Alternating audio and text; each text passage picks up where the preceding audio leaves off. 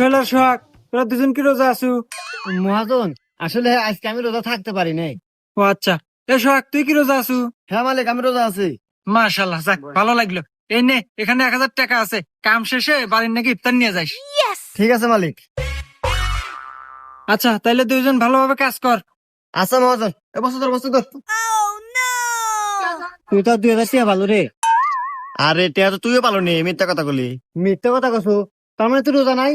আরে না পাগল, আমি তো রোজা নাই। কিরে, তোরা কেউ কি আজকে রোজা আছু? কি রে মালিক, আজকেও আছে? আজকে আমি ভুল হরমু না, আজকে আমি মিথ্যা তো কমু, দেখতেছি টিয়া আজকে ওতে আছে। হ মহাজন, আমি আজকে রোজা আছি। আর সোহাগ তুই?